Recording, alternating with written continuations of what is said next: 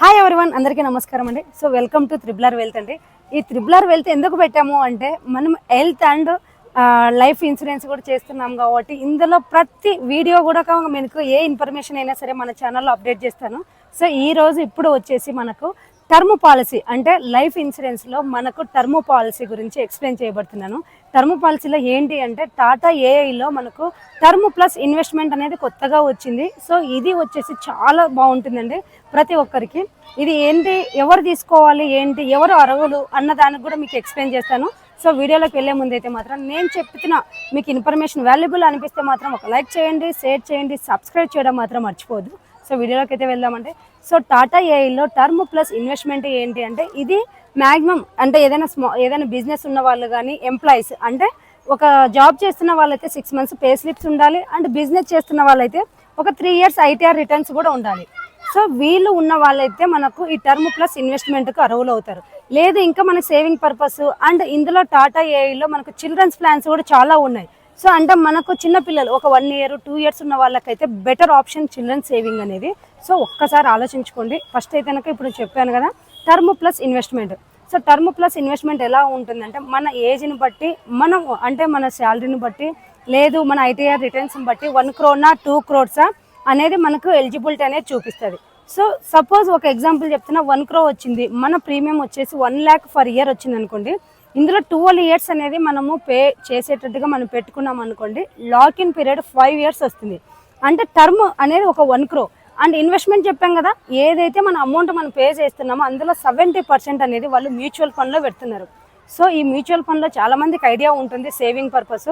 ఈ mutual fund ఏంటి అంటే మనకు మార్కెట్ అంటే stock market up and down అవుతూ ఉంటుంది. బట్ లాంగ్ టర్మ్ చెప్తున్నానండి. సపోజ్ ఇప్పుడు నేను పాలసీ తీసుకున్నా, 30 years నా ఏజ్. సో నేను ఇప్పుడు పాలసీ తీసుకున్నానంటే నేను ఒకవేళ ఇంకా ఒక 40 years నేను ఏ ప్రాబ్లం లేకుండా ఉన్నాను అనుకోండి. ఆ 40 yearsలో మ్యూచువల్ ఫండ్లో ఉన్న అమౌంట్ కూడా పెరుగుతూ వస్తుంది కదా. సో ఫస్ట్ ఏంటి 5 years లాకిన్ పీరియడ్ చెప్పాను. టోటల్గా మనం పే చేయాల్సింది 12 years పే చేయాలి.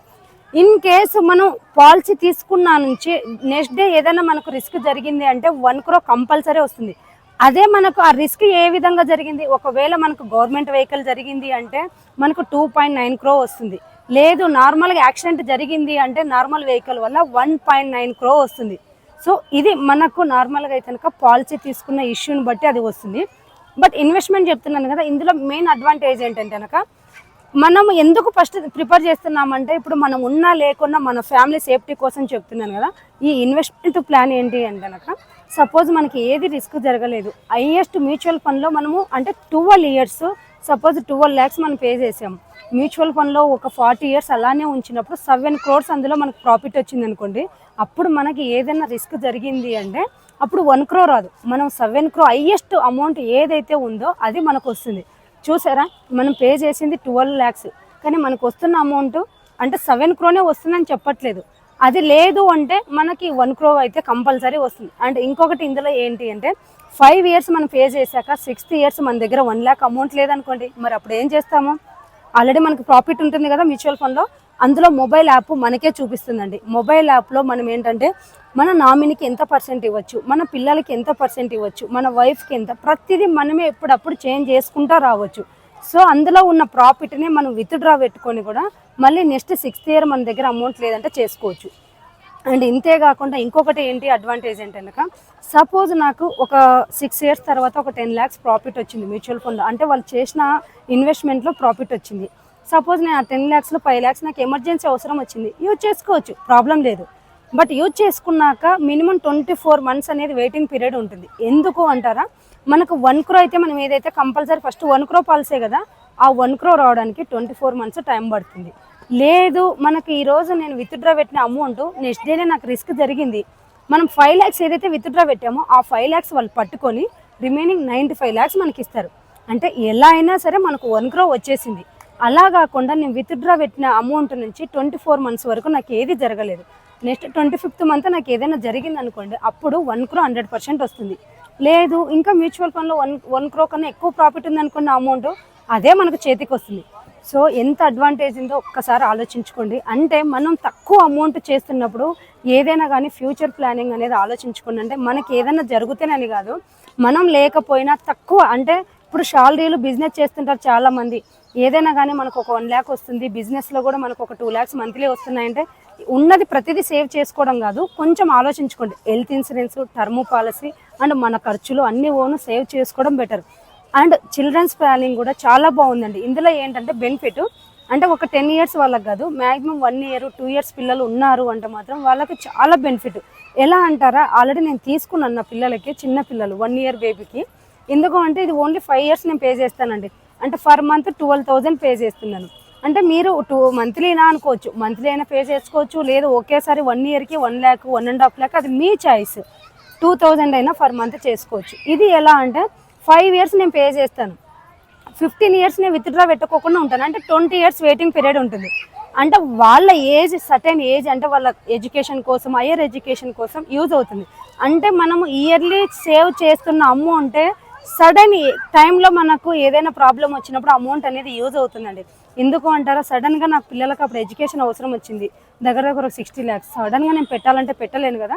సో మనకు వస్తున్న శాలరీలో ఒక పార్ట్ ఆఫ్ డిజైన్ చేసుకొని నమ్మరాపుగా సేవింగ్ చేసుకోవడం బెటర్ అండి. ఎందుకంటే ఒక సైట్ తీసుకున్నాం, అది ఒక 1 lakh మనకు అవసరం వస్తే కనుక అమ్మే పరిస్థితి అయితే ఉండదు కదా. 1 lakh కోసము 20 లక్షలు పెట్టి సైట్ని అయితే అమ్మలేము మనం. సో కొంచెం ఆలోచించుకొని అక్కడక్కడ సేవ్ చేసుకోవడం బెటర్. అండ్ ఇంకా మ్యూచువల్ ఫండ్ గురించి మీకు ఐడియా లేదు అంటే small fund, mid cap, large cap అన్నీ ఉంటాయి. మీకు అది కూడా నేను ఈ బిజినెస్ ఆఫ్ మన వీడియోలో మీకు ఎక్స్ప్లెయిన్ చేస్తాను. సో బట్ అయితే ఇది మాత్రం టర్మ్ పాలసీ అనేది చాలా బాగుంటుంది. అండ్ సిల్ అండ్ సేవింగ్ కూడా ఉంది. అండ్ ఇంకా మీకు ఏదైనా డౌట్ ఉంది నేను ఇందులో చెప్పిన దానికంటే స్క్రోల్ అవుతున్న నెంబర్ కాల్ చేయండి, మీకు ఫుల్ ఇన్ఫర్మేషన్ ఇస్తాను. అండ్ మీరు ఒకవేళ పే చేయాలన్నా కూడా మీకు ఇంట్రెస్ట్ ఉంది తీసుకుంటామంటే కూడా మీరు నో ప్రాబ్లం అండి. మీ ఏజ్ అండ్ మీరు ఏదైనా ఐటీఆర్ రిటర్న్స్ కానీ మీరు జాబ్ చేస్తున్నారన్నా మీరు ఫుల్ డీటెయిల్స్ ఇస్తే మీకు ప్రీమియం ఎంత వస్తుంది ఏంటి అనేది క్లియర్గా ఎక్స్ప్లెయిన్ చేసి ఇస్తాను. సో టర్మ్ పాలసీ అర్థమైంది అనుకుంటా. టర్మ్ ప్లస్ ఇన్వెస్ట్మెంట్ అనేది చాలా బెటర్ ఆప్షన్. ఇప్పుడున్న మనకు టాటా ఏఐలో కానీ మీరు ఏదైనా కానీ హెచ్డిఎఫ్సి ఎర్గో కానీ ఏది తీసుకున్నా కూడా టాటా ఏఐలో మనకు టర్మ్ ప్లస్ ఇన్వెస్ట్మెంట్ చాలా బాగుంటుంది. బై లక్ మనం చేస్తున్నది 12 lakhs, బట్ మ్యూచువల్ ఫండ్లో ఎక్కువ అమౌంట్ వచ్చింది అనుకోండి, ఒక 6 crores 3 crores 4 crores, అది మన పిల్లలకు అనేది యూజ్ అవుతుంది. సో ఒక్కసారి ఆలోచించుకోండి, తక్కువ ఇన్వెస్ట్మెంట్తో ఎక్కువ ప్రాఫిట్ను ఆలోచించుకోండి. మనకి యూజ్ అవుతుందని కాదు, మన పిల్లలకు సేఫ్గా మనం వాళ్ళకి ఇస్తున్నది. ఎందుకంటే వాళ్ళు ఆ ఏజ్లో వాళ్ళకి ఎడ్యుకేషన్ పర్పస్ అయినా యూజ్ అవ్వచ్చు, లేదు వాళ్ళు ఏదైనా బిజినెస్ చేస్తామన్నా ఏదైనా కానీ యూజ్ అవుతుంది. లేదు అప్పుడే మనం ఏదైనా ఇల్లు కొనాలన్నా కూడా అంటే తక్కువ ఏజ్లో ఉన్నప్పుడు తీసుకుంటే మాత్రం చాలా బెటర్ ఆప్షను. సో ఒక్కసారి ఆలోచించుకోండి. ఇంట్రెస్ట్ ఉన్న వాళ్ళైతే మాత్రం కంపల్సరీ కాంటాక్ట్ అవ్వండి. ఓకేనా ఫ్రెండ్స్, మరిన్ని వీడియోస్తో మీ ముందు ఉంటానండి. Thank you for watching.